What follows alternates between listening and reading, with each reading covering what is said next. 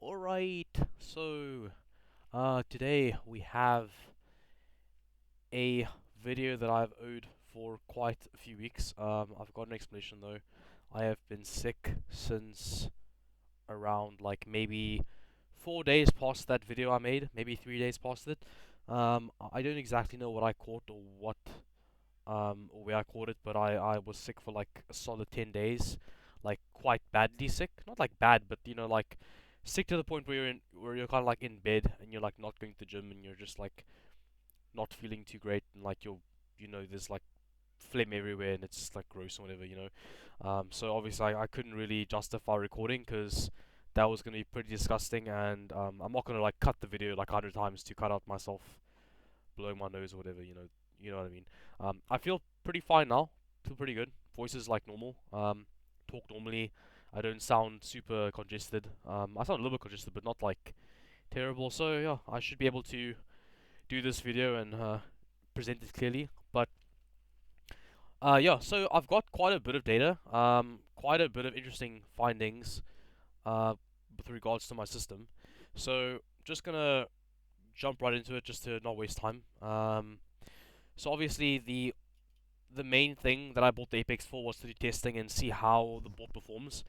And I spoke about that like the video before. I spoke about like XMP and whatever, all that stuff, um and I said I hadn't like actually gone and tested OC yet. Okay, well I did that and I sat for like days doing testing, and so I'll just show you what I've been able to boot. So to give you an idea, um, the Apex can, in fact, being 2DIM, it can boot ultra high frequencies. Now, this is very, very case dependent. Your kit of Hynix has to be able to scale with voltage well enough to get this kind of thing booted, and you have to have a decent enough IMC. Some IMCs cannot boot over 6600, 6800 even, and then like more of them kind of like most can boot like around 7000, I think, and then like it starts dropping off again like a bell curve. So like you get a few that can do only like very low frequencies, like 6600, and then maybe like you get some more that can only do like 6800, and then like a lot of them in the middle can do like 7000ish, right? A lot of i9s can do 7000, maybe like 6933 like I have yeah. But then you have like some really really good ones that can do like 7200, for example. Um, like, so these aren't stable because this is actually very board dependent. It doesn't matter how high you push the DRAM voltage. If your board cannot run a RAM frequency stable, which I'll show you later on, it's not gonna happen. Like, the board is the main limitation. For Alder Lake, the CPU I found, I'm pretty certain from looking at other guys' data, like other overclockers and stuff, there's a very clear correlation between the board and the RAM result. Like, the CPU oftentimes is not spoken about as like the main bottleneck. And I've tested four i9s by this point, and four i9s, and not a single case that I find where the one chip like needed an absurd amount of system agent or like drive voltage or like TX transmitter voltage, where like, oh, this chip is like, oh, this chip is way better, this is a way better chip, or like this is a way worse chip, like this chip can't do this or whatever. I've not observed it. I've actually like not observed any like people say you have like kind of differences in quality that you can't really detect, and really this is the case to the highest degree.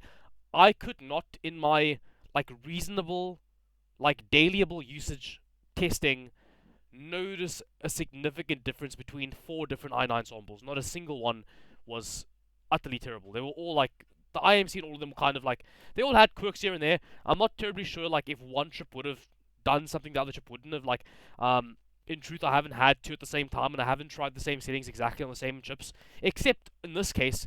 But it actually worked. So I'll keep going. But yeah, these were booted on the SP79 chip I had, so the worst chip, you would say, like the really bad chip. Uh, it booted 6933, so I don't know, like the IMC wasn't that bad, really. Like, and then let's go down step. So I want to now break this down. So now we're gonna get some fun results. So look at this shit. Like, this is okay. I'm not trying to sway too much. Let me not go crazy. So I had some XMP results, right? That were like, was it this or was it?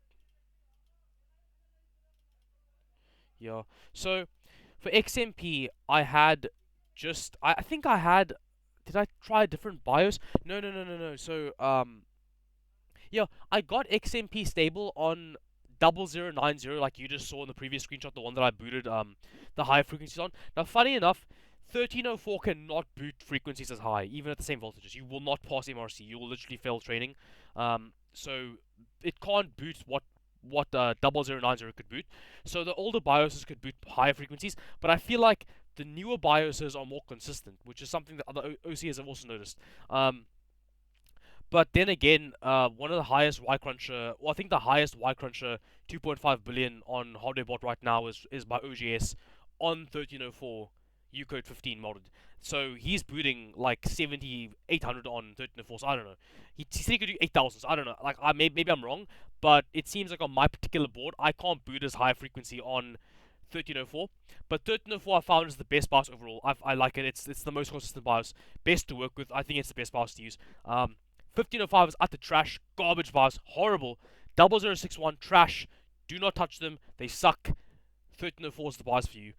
In most cases, if you want to buy Apex and literally just like flash a BIOS and be happy, go to OCN and get like BS Cool's modded Ucode 15 1304.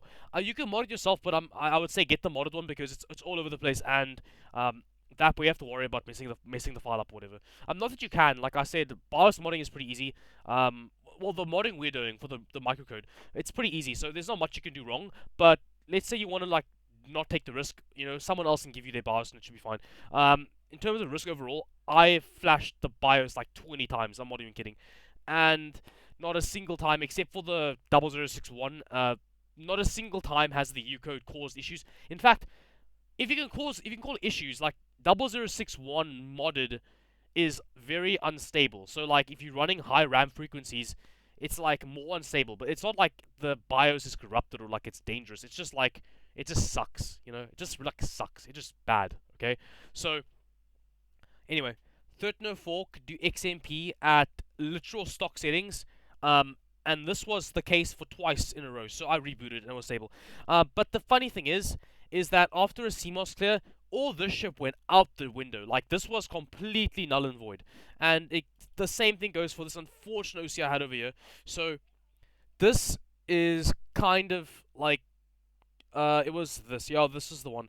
So, this was quite sad. I tried my utter best to get, a 6200 CR1 OC Sable when I realized I wasn't getting, okay, well, let me actually go back to this first because this came second, but this came first. So I was going for 6600, right? And man, I tried it on different BIOSes, man, like different BIOS revisions. Like here's 0061, here's 0090. I was trying it. I tried on. I don't think I've tried on 1304, but man, like this is not happening. I tried this with these settings. SA 1.1, drive 1.3 set, so it LLC down, and these RAM voltages are very reasonable for what these settings are. Did not run twice in a row, failed Koru. These are likely not memory errors. Like, these are not gonna be IC errors. There's no way. Like, these errors are almost purely data channel errors. So like on the data line itself, like the channel for your CPU IMC, well, technically there's two IMCs. So either IMC, maybe it's the one IMC with the other IMC, maybe it's the one IMC talking to one channel, whatever. However it is, this shit is not stable. Now I haven't tested this again on my new chip, so I'll see maybe this chip can do like higher frequencies, maybe, but this shit is not stable, and that is that. However, I will show you. I did get it stable once, and this is the result. So on like the 4th night of owning the Apex, or the next week maybe, I don't know, whatever. It was the 11th of June, quite a few days ago, like a week ago by this point, and one night I was testing. It was a Sunday, and dude, I got like. I literally could not believe it. I ran burn test, so Linpack basically. I just like burn test because it looks nice. Run burn test. It runs. I'm like, dude, this is gonna crash. It never crashes. Won't crash. Error. It never errors. I'm like, what, the IMC stable? I'm like, I'm mind blown. Okay, mind blown. I run TM5, it goes. I'm like, dude, I literally got 6600 stable on a M0 EAY0 or EAY0 Apex. I'm like, how the hell? I'm like, this is incredible. I was like blown away. And I want you to pay attention to the SA voltage. So right now the IMC or the uncore voltage is 1.12. Technically 1.136 down to 1.12, but this is the IMC, the uncore voltage right now, and the IMC clock for this for 6600 would be 33 divided by 2. What was like? What is it like? Let me not mess this up, man. I'm looking embarrassed. I think it's 1650. Right? Yeah, 1650. It should be. Yeah. So times 4. Yeah, I'm right. So this is 1.65 gigahertz on IMC, right? And this is requiring like 1.12 uncore. Now, this is actually accurate. Like, this is what it should require, because 1.65 gigahertz on IMC is like, imagine running DDR4 3300. Like, and that's true. Now, I used to think that this was like a difference because Alder Lake runs like, technically it's like the IMC works harder because it's addressing like 2 sub channels, even though it's also dual channel like DDR4, but technically it like talks like each of the Alder Lake has 2 IMCs, the transmitter, and technically it talks to like 2 different sub channels on a single data channel. So I was thinking like, maybe it works harder. Like, what if it like works harder because it's like more efficient, etc., etc., etc. Technically, yes, but in practice, it actually doesn't require much more SA voltage. Even at like 7000, you might only need like 1.25. If you need like 1.35, you have a really crap chip. Like, I'm just being honest.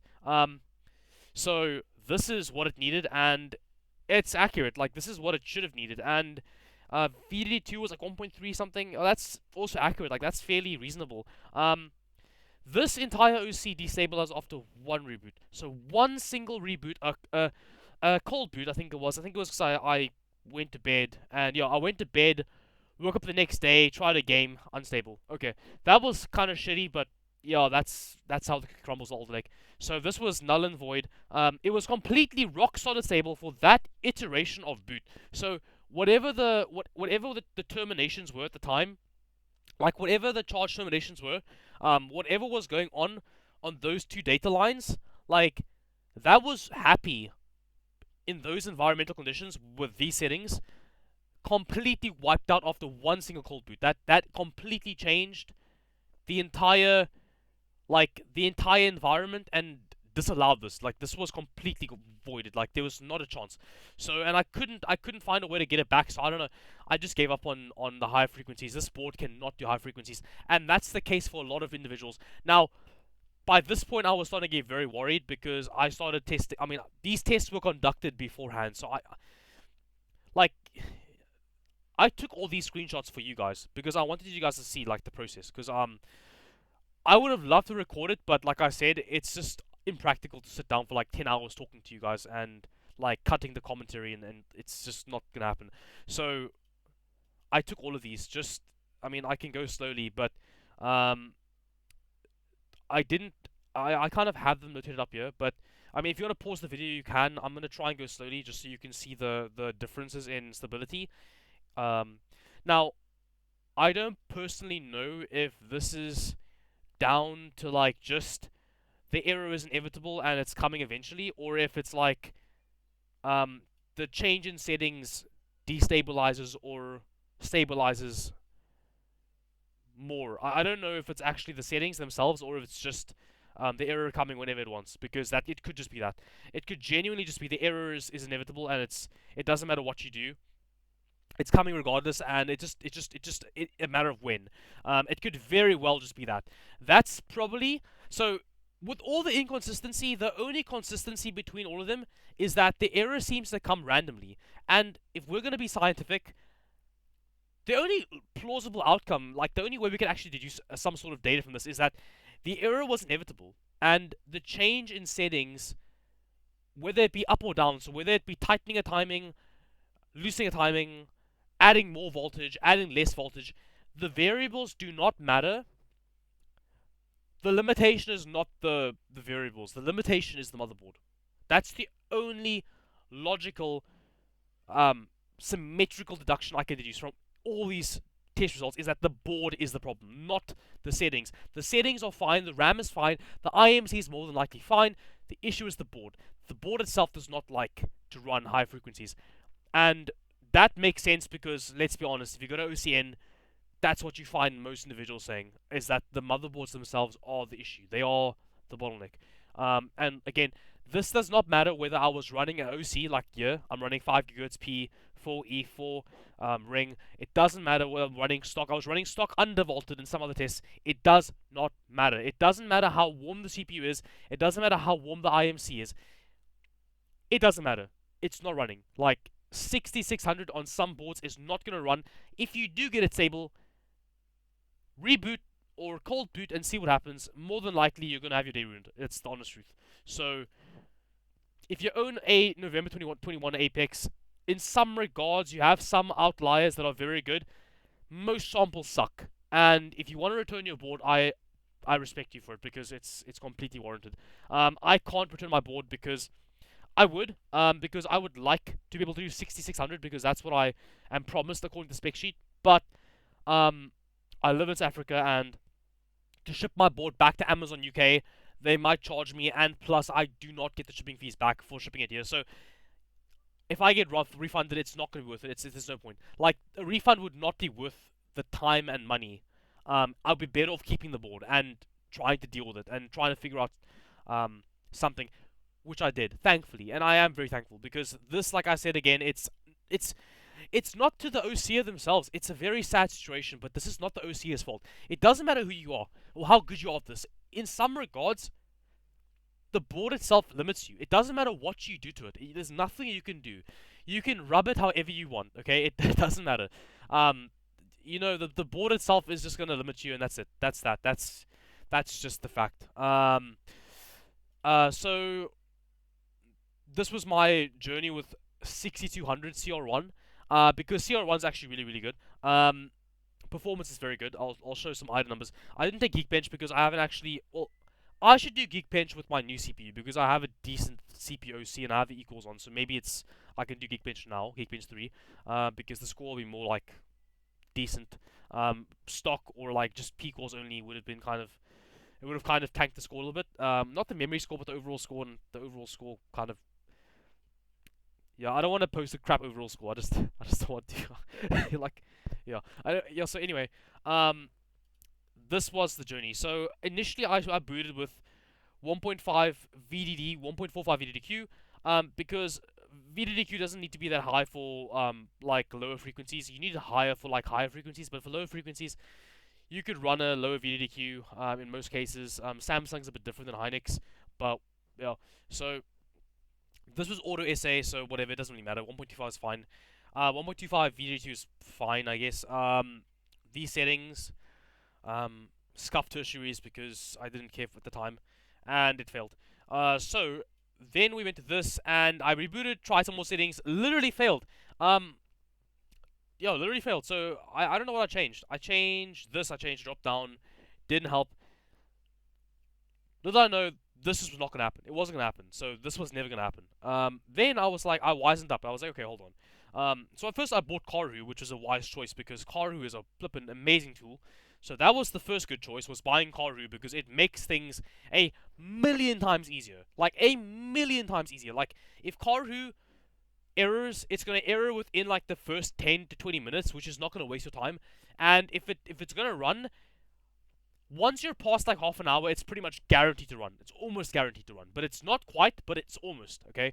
From my experience using it for the last few days. This failed out. I'm like, progress. It looks better. It's looking better. I don't know what that changed. I think I changed. Oh, I dropped the voltage. Oh, that's true. Yeah, I dropped the voltage down.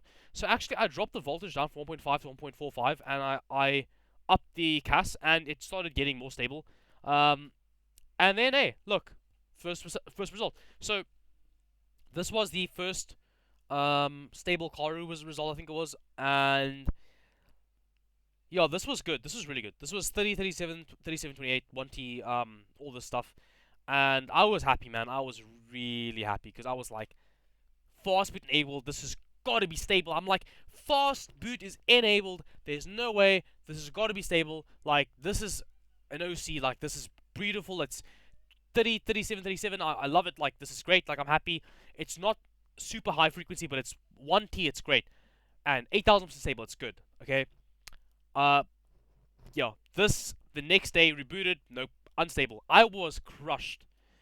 But I did not give up. So, at 9 the next day, when I was testing again, I managed to get this stable. So I added a little bit more, on TRC and TRP. So very slight adjustments, and a bit more on TRAS. And this ran. Now I want to show you something funny. I initially tried 32, just to see if maybe it was just too aggressive. And no, 32 actually made the system less stable. So yeah, it was 32, 1.45 VDD, 1.4 set VDDQ. So yeah, this goes higher because the PMix are fucking bugged. But this was set 1.45, 1.4, and yeah, like this did not run with 32. And I was like, weird. Why? Like, how is it like less stable? Like, shouldn't it be more? I'm so confused. I decide to change my approach. I leave CAS on 30, and I add, and I keep TRC and TRP at 38, and RAS 32. Guess what? It runs. I'm like, weird. 1.45 data queue, and then it's like, the CAS needs to be lower, not higher, and it's stable. And I'm like, that's so strange, but whatever, it ran. And I'm like, I don't trust it. I think it's not stable. I reboot, stable, 4,000. I'm like, I try Ghost Recon, I get a crash. It's a GPU crash. I don't know at the time. I test again. I'm like, okay, RAM's unstable. Test again. Nope, 8,000%. I'm like, what? So check the times, by the way. To line up what I'm saying. That's 12 a.m. or almost 12 a.m. And that's 3 a.m. Right? So, and then the next day, I tightened. Oh no, maybe it's like a day or two later. Is it? That's the 19th. This is the 16th. Yeah, this is days later. Like, this is days later, right? I'm like, I want to tighten tertiaries. So I start tightening tertiaries. Like, this is not great, but this is like slightly tighter than stock. And dude, 10,000%. Like 10k Karu is like the gold standard. That's like 10k Karu is good. By this point, I am chuffed, guys. Like, I am super happy. So I am set to trade CPUs a few days from this result. And I decide, okay, I'm going to do some testing to see how good the IMCs are on my chip, because I want to make sure I'm not trading a golden chip, right? Because I'm trying to give a guy, so I gave him my K79 SP for his KF SP84. Because here where we live, the SP ratings aren't that like known, so I gave him my K for his KF because it'd be a bit easy for him to sell the K than the KF, because the K's worth a bit more, and it's got the better box and it's got the iGPU. So I thought maybe for like just pure selling purposes, he might be better off getting my CPU. And I was like, I'll get a free rating upgrade. I asked him, he said yes, he said sure, he was happy. So, but before that, I want to test the CPU to see what it could do. And unfortunately, I got stuck and I cleared CMOS. And guess what happened when I cleared CMOS? So check the date, 19th. Oh wait, no, I'm wrong. This is wait, where's the fail? Oh, this is the fail. Never mind, okay. I didn't take a picture, but this destabilized, and I was angry, man. I was really upset, because it seemed like clearing CMOS is what screwed me, and I was like, I could have just not tested. Okay, by this point, I thought I'm screwed. I don't know what I'm going to do, so I try something wacky, like a Hail Mary, and I do 6133, because I'm thinking it's 133 base ratio, and it's like a little bit less than 6200. Maybe the board is okay with this frequency or this data rate. Okay, so I go 28, 37, 37. So we had load shedding, by the way. These were first attempt, by the way. This was first attempt. This was 28, 37, 37, 28, 1T, 64, 310. This. Well, that's 4 TWR set, but it goes to 8 on MemTweaker. And 14, 7, 18, 18, 14, 7, 64, 48, and then all these 0, whatever. And then I YOLO drive 1.275 set, YOLO, 1.4 TX, YOLO, and then I YOLO'd 1.5 VDD and 1.45 VDDQ. And I YOLO'd 150 millivolts SA offset. And somehow this ran, and I'm like, okay, I'm gonna go gym, because we had load shedding, so I went to go gym. Came back, rebooted, cold boot, by the way, and I was like, is this gonna be stable? I'm worried by this point. I'm like, there's no way. I'm like, this is gonna error. It's gonna be the end of. It's gonna be like a terrible. It's gonna be another terrible fucking experience. It's gonna be like another um time wasting. It's not gonna work. Whatever. And no, 10K right away. So first time set the settings. First time. I did not make a single adjustment. I literally went to BIOS. I was like, what can this board run? I'm like, let's try 6133. Let's try CAS 28. Let's try these settings. Let's try these tertiaries. Screw it. Let's try these voltages. Whatever. I don't care. Like, if it runs, it runs. If it doesn't run, it doesn't run. I don't care. I'm like, if it errors, it's gonna error. Whatever. I don't care. Like, it's not gonna run. I expected nothing. Somehow, it goes 4-5, and then I come back cold boot 10K. I'm like, how? How do these rando settings, like these rando bedando settings, that I literally pulled out of my fucking ass, like, just run? Like, how? And that's what dawned on me. I was like, it's got to be the Apex. Like, there's no way. It's like settings I took seconds guessing versus settings I took literal days of testing, tuning.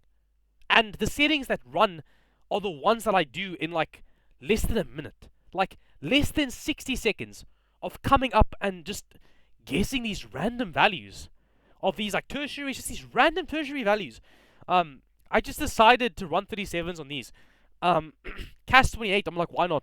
I'm like, oh, let's do TRD same group 6, like, fuck it, let's do it, like, whatever, like, that's cool, like, let's do TWR4, right, like, cool, and somehow, it runs perfectly. I'm like, okay, well, surely, clearing CMOS will destabilize, right? Surely, like, surely. Well, let's see. So, 25th was yesterday. Well, no, 25th was today. So today's 25th. Yeah. This was this morning at 4 a.m. before I went to bed. I got the chip yesterday, the Friday, the 24th. I traded. Decided to get I built my computer, whatever. I test chip it like in the morning, and I encounter a boot issue. The chip doesn't train the settings immediately. I get a boot issue. I get a 7F, and it's 7F twice in a row. I'm like, why? Why is the CPU not training this? Like the profile's already on. Something weird's going on. I'm like, okay, new CPU. Let's clear CMOS because maybe the CPU change is gonna matter. Like, because I thought the CPU could run the settings I was running before, so I was like, surely the SP84 can do the same clocks. The IMC should be as good. It should run I shouldn't need to clear CMOS. The profile that's on the motherboard right now should run no problem, in theory. Clear CMOS anyway. I have to. It boots to BIOS. I'm like, cool. Clear CMOS. It boots now. Nothing's broken. Okay. So I'm like, okay. Now let's reload the profile. Now I'm worried. Now I am literally sweating bullets. I'm like, okay. I cleared CMOS. I am reloading a 6133 1T profile on a new CPU. I'm like, this is probably gonna fail. Like, let's just prep ourselves for inevitable disappointment because it's gonna happen. No. 10K straight through. Not a single adjustment. I loaded the profile, done. Runs. I'm like, dude, this is literally the board. It's not the RAM, it's not... the chip changed. The board is the issue. It's gotta be. Like, there's no other explanation. There's literally no other way of putting it. And, that was that, man. I am pretty certain by this point that DDR5 is actually oddly simple, but shrouded behind a haze of complexity. But the truth is, if the setup is stable, it'll run at very doable settings. Like very easily guessed settings, it should run. If your setup requires you to sit for like 20 hours tuning, there is a good chance that after reboot or cold boot, it's probably going to fail, right? If you can't guess the settings in the first few tries, I almost want to say you're on the wrong track. That's the only thing I can deduce, because I cannot make this up. I literally guessed these settings in like less than a minute. It ran once, ran again on cold boot, ran with a new CPU after a CMOS clear. Everything else I did on the other profiles would not have flown. Like a clear CMOS would have killed anything. Like a clear CMOS would have that nuked that nuked my XMP and my 62CR1. That nuked them both. XMP no longer runs auto. Like after KC Masters. It no longer does that. So my only logical deduction is that the frequency is the utter like limitation. Like the data rate is the utter limitation. Like your board has a data rate it can do well and easily, and if you can't if you can't what do you call it, like stabilize higher than a certain amount, it's probably just that your board can't reliably do more than X number. And that's the deduction everyone else made on OCN. I was a fool. I tried to go against the grain. I was like, no, I'm sure there's a logical explanation. I'm sure there's a way around this. No, the board is the limitation. There's nothing you can do. And honestly, I'm thankful. 6133 is not a bad result, especially not with these settings like 28, 37, 37, 1T at 1.5 and 1.45, and then 1.075 SA, 1.275 drive voltage, 1.4 TX is not bad at all. That's quite decent. That's quite safe. And then these tertiaries are quite decent. Like, they aren't amazing. Like, they're not like 60, 60-45 on these. But 14.7 is not 13.7, but it's fine. I mean, honestly, I could have tested it because I haven't tried 13.7. Like, I haven't tried 13.7. I haven't tried 60-45. They very well could run. I am not willing to try. Okay, so I have found settings that run on CMOS Clear. They're pretty damn respectable. Like 4 set TWR, 135 6 TRFE, 310 TRFC, 240 TRFC, same bank, 240. These tertiaries, very respectable voltage. Like 1.5, 1.45 is very safe. It's very safe for daily. Like, I think it's fine.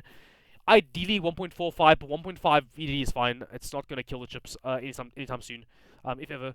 And 1.4 on the main IMC voltage is completely fine. And 1.075 SA is very low. So this is perfect. Like, I am happy daily. This is like a very okay outcome. It's not amazing. Now for benchmarking, the Apex is still good because you could potentially run like 7,000 in 3D Mark. So you could do like all fans maxed out, do whatever you want, like point a massive fan at the PC, run the RAM at like 1.6 volts and do 7,000 and run 3D Mark and get your scores. But for daily, you have to have a fallback, something you can come back to where you can always game on it, you can record videos, you can do your work on it, and it's never going to crash, and that's what this is for me. So I hope this was informative, but that's what the Apex has been up to. That's what it's been doing. And I have some more interesting results because I think this is pretty eye-opening. So let me go here on this one, and then let me go here on this one. So, sorry, not the RAM, CPU OCs. So funny enough, the SP84 chip. Okay, this chip, yeah, some weird stuff I've noticed, man. I'm not quite sure how to put it. Well, I'll just put it the way it is. Okay, first off, AVX 512 results, sort of ignore them because 256 runs way hotter, so if you can't run 256, it's not really AVX stable, unfortunately. So 256, okay. We were doing 1.3 volt set, LLC5, Y-Cruncher stress test, 17C weather temp, as you can see. Nighttime though, so maybe a bit colder, 8 o'clock. Like maybe it's no, the weather. So no, let's not do that. 5.0p, 4.8R, AVX2. So as you can see, the AVX2 tests are enabled. It's not AVX 512. Okay, so this ran what I would consider stable enough, which is like 3 loops of Y-Cruncher, and maxed out at like 87, whatever. This ran. On the 84, it doesn't run. I tried it, it doesn't run. That's why I don't have a shot for it, because there's no screenshot for it, because I haven't been able to get, like, in my mind I was like, if I can't run this on this, but I can run this, then why would I run this, right? You guys following? Like, so the SP rating, as said by another guy on OCN, the SP rating and it's not exactly what he said, but that's kind of what he said. Be all end all. So it's not the main factor. I don't know, thermal resistance and other stuff too, but yeah, the SP rating can get a bit iffy. So this was a SP87P, 92p, but this and this has decent ring because I can in the BIOS I've got a decent ring vid. Like my cache vid is good, so I'm wondering why. But this literally at the same weather temps could not run these settings. Like this crashed. Like this literally crashed. Like I don't know why. So I'm like, is this chip bad? I'm like, it can't be bad. Like it's a SP84. So I tried a different approach. I said 5.1 gigahertz and 4.2 ring and 4.0 equals, and I'm like, this is not gonna run because this didn't run. And guess what? I managed a 1.375 volt LLC5 burn test, 50 loop stable, same weather. These clock settings, which make no sense. Like, how does this run, but this doesn't run? What? Like, how? But anyway, like, it's not dwell on, but like, yo, like, this is literally like the weirdest thing I've ever seen. Like, somehow this runs. Max is at 92C. It does not crash. 50 loops. Like, 50. Like, dude, what? Like, how is this real? Like 4.2 ring, really, like 4.2 ring, 5.1 equals, 4.0 equals, 1.375 set, LLC5 as well. Somehow it runs.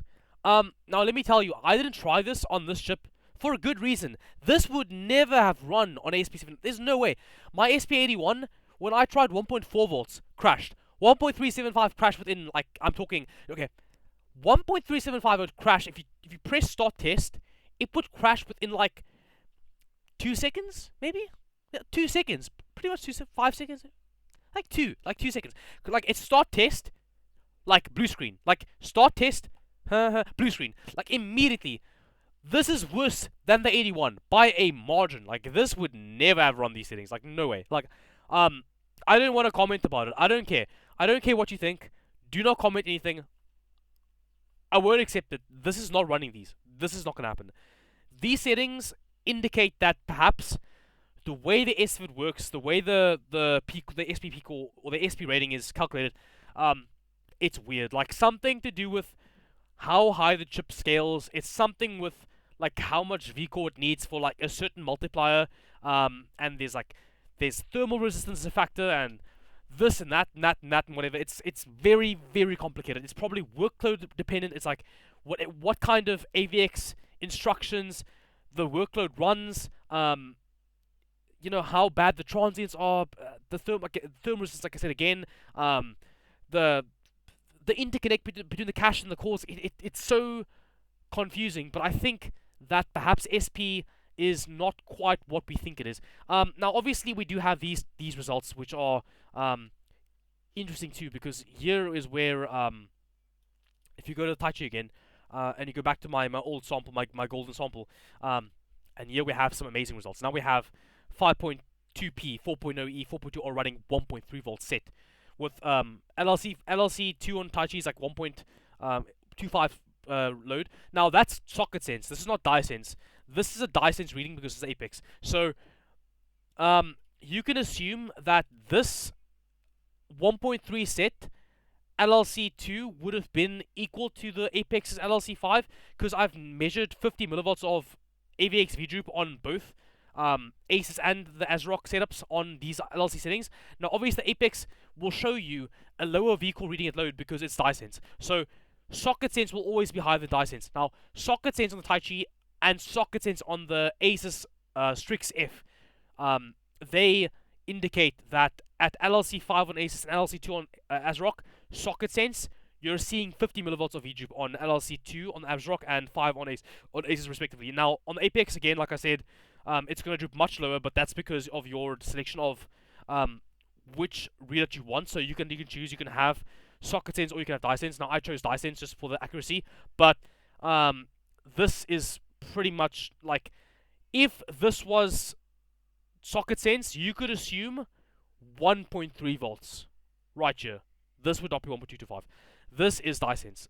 1.3 volts socket sense is what this would have been. Because LLC5 again, like I said, 50 millivolts. So with the 96, you can now see that, yeah, at like ambient, like, at reasonable room temps, with the AIO, now you're seeing really insane SP scaling, even at like these very doable normie cooling conditions. Not sub-zero, not dry ice, not chilled water, not a massive loop, not like two 420 radiators. No, a normal AIO and regular room temperature. And but for some reason, when you come to these lower SP ratings, like again, like 70, like 84, and then like with 79, 81, and for some reason the results aren't all that different. But now I'm telling you right now, this is what this required. So at like 16C, so let's say 16C is like 17C. So at 16C, this required 1.3 or 1.28 volts. Is it? Yeah, 1.28 volts set. Yeah, so 1.28 volts set at LLC2, which is the same as like this LLC2, and this is the same. Like, trust me, it's the same. 5 on 8 on the Apex and 2 on the Taichi is the same. It's the same. 1.28, 1.375. This did 5.0. This did 5.1. Now, this maybe could have done 5.1, but I am skeptical, and I think I tried. Yeah, I'm pretty sure I gave it a shot, and it did not run. I think I needed 1.4, and if I'm not wrong, 1.4 crashed as well, even though temps were really cold. So, what does that say? Between these two SP ratings, this one is much, much better at high frequencies. Like, this one at 5.1 runs 50 loops, it's happy, it's the afternoon. Yeah, this is pretty stable. Like, I would use this for daily. This is fine for daily. For gaming, yeah, I would say this is fine. This is perfectly usable. Weird, very, very strange. Like, this chip at 5 gigahertz is not good. At 5 gigahertz, this is a really bad chip. Like, this is as bad as the 81 and the C9. At 5.1 gigahertz, no. Way better. Like, usable. Actually dateable. Like, 1.375 set actually gets you 1.35 in Windows, even, like, at stock idle. I mean, not stock, but idle. So interesting. I can even show you here. Like, it's never going to go higher than 1.35. Yeah, look, still. Right. Real time. Here we go. Intermission. Real time. Yeah, 1.35, still, Windows. It's never going to go above 1.35. So at 1.375 set, 1.35 in Windows, and then LLC5 and Apex, yeah. This is doable. Very, very strange. I am happy, though, obviously, because if this couldn't do something fun like this, then I would have been kind of pissed off. But no, I'm happy. This is cool. 5.1 gigahertz at these voltages is fine. And look, 92C max temp in burn test. That's happy days. That's fine. Like, I'm happy with that. Like, that's gonna run in games. Like, expect maybe like 50 degrees, maybe 60. That's totally fine. Like, that's very safe. And, like, these voltages, I'm telling you right now, this is totally doable. So, very happy. It's not quite the 96. Obviously, the 96 could have done these like fucking 1.225. I mean, literally, like, they would have been literally like 150 millivolts difference. I think the 96, wild guess, 96 at these exact settings, so 5.1, 4.0, 4.2, probably 1.225 volts. Like I showed you, it did 1.3 volts for 5.2, and not 5.1. But again, like, think about it logically. Like, 1.375, it's still safe, and, there is a difference. Someone will, to get a 96, you'll need to pay. You have to pay someone. You have to give them, like, at least, depending on the guy, like $100, maybe. Maybe, like, if you're very lucky, 50, but $100 usually, and, from, like, going from something like this to a 96, it'll take that amount of money to upgrade, for a bin chip. And, in my opinion, I don't think it's worth it. If you're going to do Y Cruncher or, like, if you want to do AVX 512 Y Cruncher, yes, that chip I had, a SP96 with 106p cores, 512 enabled, great. For Y Cruncher, amazing. If you want to put it on chilled water, whatever, you want to run it on LN2 and you want to smash records, you want to beat the XOCs, go for it. Like, that's a good chip. Like, that's a great chip. It was very impressive. IMC was good. Yeah, so that's what you want to use it for. But for gaming and daily use, I think you're better off downgrading, honestly. Like, you're better off downgrading, because you don't need more than, like, 84. 84 is fine. It runs very decent. I mean, I think if I ran these same settings on, like, a custom loop with, like, a decent, like, like a decent D5 pump, like something, most people use, like a D5 pump, and, like, a 420, like a 420 rad, which is very normal for a custom loop with some really good fans. I would say maybe this could have been done at like 1.33 volts, like let's say 40 millivolts less, maybe like maybe 1.32, maybe a solid 50 millivolts less, but probably not more, probably not like bigger than that. Depending on the load temp, I mean, maybe if it could have been, I mean, maybe 1.3 volts if like the load temp was much lower. But yeah, so even on an AIO, it's not bad. So I'm happy with this. And yeah, Apex testing. In terms of VRM quality, I would say the Apex is about as good as Taichi is. And why? Because they use the exact same controller. The VRM controller on the Apex and Taichi are exactly identical. The power stages are identical. The only difference is the Taichi does not have the aluminum polymer caps. The Apex does. And I think, honestly, the Apex might have very minute, maybe slight benefits in like VRM. I think maybe it's very slightly better. It might be really good at like super high frequency, like maybe like at 5.7 gigahertz peak cores. Maybe then you'll start like really needing the better caps on the Apex. Maybe then, because I've heard people say the Apex is the best VRM on Alder Lake, and I think it does. But Taichi is very good. In fact, the Apex cannot do what Taichi can do. The Taichi is still running. You know, it's still doing. If you go to RAM OCs here, stock settings, man, auto settings. Taichi is still running XMP 6400. Happy days, and that's something the Apex cannot aspire to do on most boards, right? Fun fact: ASRock's stock vid on the Taichi is actually really low. Like the Taichi stock vid is actually extremely good. Like they actually like fine-tuned it really well because it doesn't run that warm. As you can see, if you go to core temp here. So for stock, it was like 90C max. So let's say that would have been around, let's say around 1. Okay, the Apex's socket sense would have been 1.3 for the settings I had. So maybe let's say this would have been like 1.28 socket sense at load, which is not bad considering the Apex runs at like 1.33 stock, which is insane. Like that's crazy high. You can always adjust the SVID profile because there's like a setting there you could choose like trained or best case scenario, whatever. I would not recommend best case scenario if you aren't running a very good chip with very good cooling because that will undervolt your chip to like the floor, and if you can't cool that or like your chip sucks, that's gonna crash immediately. But yeah, so Asus's stock vid, funny enough, is actually a lot higher at auto settings, but whatever. Taichi is still an amazing board, and the fact that Splave uses it in that fastest PC thing tells me the board is actually very capable, because that board I think is like sorely underrated. I mean, look, 0.96 SA and it's happy. And yeah, you have this lovely 1.4 volt VDD2 scaling, which is not freaking out right here, which is crazy. Because most chips will freak out with that amount of VDD2. Taichi's a great board.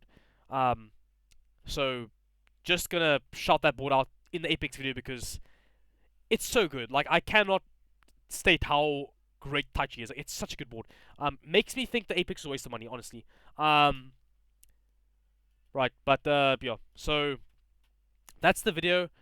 Hope it was informative. I have tried my best to give you guys as much data as I could, details and like practical data to help you make your choices with, again, like SP ratings, board selection, settings, choices. Yeah, that's the best I can do for you guys. I've tried what now, like 3 different motherboards, 4 different i9s, and the videos I've made, I mean, pretty much sums up the whole thing. And that's all the data summed up. And yeah, my new daily is this. So this is what I'm dailying now. Now I'm gonna admit something. I haven't tested this in Y-Cruncher or IBTV2. I haven't tried. So these clock settings passed again IBTV2 at 50 loops, very high. These RAM settings have not. Now I could have tested these RAM settings on the CPU OC, which would have been the way you do it. You should test your RAM OC alongside the CPU to make sure the IMC is not erroring and everything is good. Everything's happy at when the CPU heats up and all that stuff, and the RAM makes it run faster and all that stuff. So ideally, you want to run your CPU OC alongside your RAM OC to get the idea of what stability is. But I did not. I broke the cardinal rule. I ran my CPU OC at JDEX and I ran the RAM OC at some random settings. I mean, I don't think the RAM OC would have been affected by the CPU OC, but I think the CPU OC could have affected, or could have, it could have destabilized due to the higher RAM settings, or it could have straight up shown the RAM to be unstable in lintpack. I don't know. I'll never know, because to me, I'm like, right. To me, it's like if I go to my thingy, my profile here. If I go to CPU OCs, I go to Apex, I go to my current chip, I go to AVX 256, I'm here at these settings, it passed, and I go to my RAM settings, I'm like, okay, and it passed. So, my 84, this passed last night again, 10k after CMOS, I'm like, I'm happy. I don't care. Like, if this isn't stable, I don't know. I'm not gonna test it, I don't care. I am not interested to know, I don't want to know. As far as I'm concerned, the CPU OC should be stable in gaming. The RAM should be stable in gaming. It should be stable in other daily tasks. IBT probably will pass, but I'm not going to try to find out. So, yeah, my current daily in Apex is this, and that's that. I mean, also, by the way, TCK 18, then TXP 18, PPD 4, do not tighten up TCK or these two on all the lake. Do not do it. Tempe has tested it from OCN. Tempe has tested it. There is a significant difference in requirements of transmitter voltage for this, and this bottomed out. Like this 440, like expect this needs 1.4, 1.5. Like if this needs 1.4 now, 1.5. Literally, like this is like it's crazy. And performance-wise, you're losing like nothing, like 1%, like 1%, like really. So do not touch TCK, TXP or PPD on like don't touch, just leave it. Order them, it's fine. It's not gonna matter. Way better for stability. So that's that. And yeah, I hope you guys enjoyed this video. I tried to speak as clear as I could. I spoke quite loudly, so maybe I apologize if you had to lower the volume, but that's all the testing, and yeah, so on to the next one, guys. Cheers.